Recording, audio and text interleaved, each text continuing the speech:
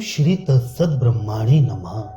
श्री वृद्धारण्यक उपनिषद श्री शंकराचार्य भाष्य चतुर्थ अध्याय चतुर्थ ब्राह्मण मरणोन्मुख जीव की दशा का वर्णन। सायत्रयामात्मा यहाँ संसार के उपवर्णन का प्रसंग है। उसमें यह आत्मा इन अंगों से सम्यक प्रकार से मुक्त होकर ऐसा कहा गया है। वह आत्मा की सम्यक मुक्ति किस समय अथवा किस प्रकार होती है, इसका विस्तार पूर्वक वर्णन करना है। इसी से आरंभ किया जाता है। वह आत्मा जिस समय दुर्बलता को प्राप्त हो, मानो सम्मोह को प्राप्त हो जाता है, तब यह वाग आदि प्राण इसके प्रति अभिमुखता से आते हैं। वह इन प्राणों की तेज मात्रा को सम्यक प्रकार से ग्रहण करके हृदय में ही अनक्रांत अभिव्यक्त ज्ञानवान होता है। जिस समय ये चाक्षुष पुरुष सर्व ओर से व्यावृत होता है, उस समय मुमूर्ष रूप ज्ञानहीन हो जाता है। वह प्रस्तुत आत्मा जिस समय अबल भाव को प्राप्त होकर यहाँ जो देह की दुर्बलता है, वह आत्मा की ही दुर्बलता है। इस प्रकार उपचार से कहा जाता है कि अबल भाव को प्राप्त होकर स्वयं अमूर्त होने के कारण यह अबल भाव को प्राप्त नहीं होता, तथा मानो सम्मोह को प्राप्त होता है। सम्मूर्ता को ही सम्मोह कहते हैं। सम्मोह का अर्थ है विवेक का अभाव। इस प्रकार की सम्मूर्ता को मानो प्राप्त होता है।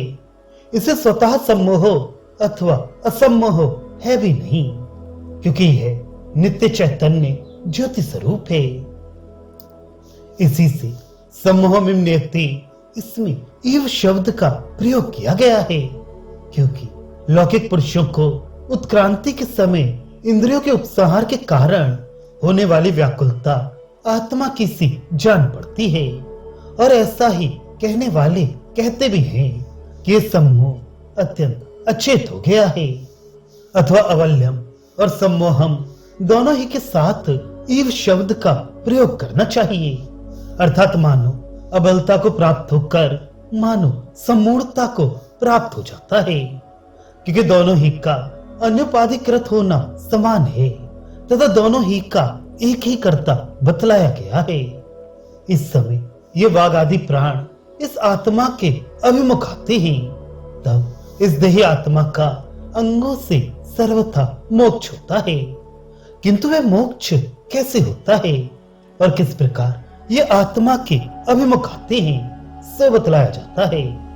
वह आत्मा इन तेजो मात्राओं को तेज की मात्रा तेजो मात्रा यानी तेज के अवयव अर्थात रूप आदि की प्रकाशक होने के कारण चक्षु आदि इंद्रियां तेजो मात्रा ही इन इंद्रियों का समभ्यादान सम्यक अर्थात निर्लिप्त भाव से अभ्यादान अभिमुक्त्या आदान अर्थात उपसंहार कर हृदय यानी पुंडरीकाकाश में ही अनुक्रांत अनवागत होता है।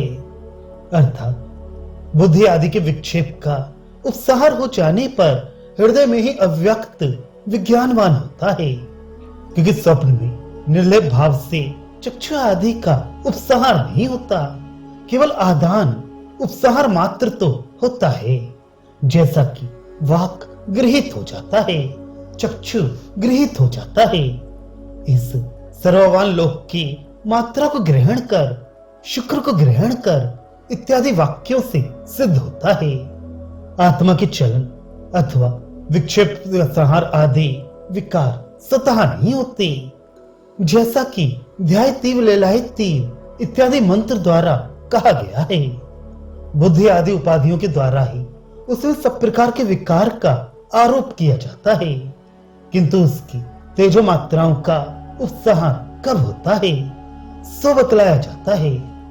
जिस समय भी वह चक्षु में रहने वाला चाक्षुष पुरुष आदित्यांश जो भोक्ता के कर्म से प्रेरित होकर जब तक देह धारण किया जाता है, तब तक उसके नेत्रों का उपकार करता हुआ विद्यमान रहता है। मरण काल में इसके चक्षु का उपकार करना छोड़ देता है, अर्थात अपने आदित्य स्वरूप को प्राप्त हो जाता है। इसी से ये कहा है, जब इस मृत पुरुष के वागेंद्रिय अग्नि में, प्राणवायु में और नेत्र आदित्य में लीन हो जाते हैं इत्यादि। ये देह ग्रहण के समय पुनः उसका आश्रय लेंगे। ऐसा ही सोने और जागने वाले पुरुष के विषय में भी होता है। इसी से श्रुति कहती है, जिस समय चाक्षुष पुरुष पराट पर्यावर्तन सब ओर से अपनी ओर व्यावर्तन कर लेता है, उस समय पुरुष अरूपज्ञ हो जाता है, अर्थात मुमूर्ष को रूप का ज्ञान नहीं होता। उस समय स्वप्न काल के समान ये आत्मा चक्षु आदि तेजो मात्राओं को सब ओर से सम्यक निर्लेप भाव से ग्रहण करने वाला होता है।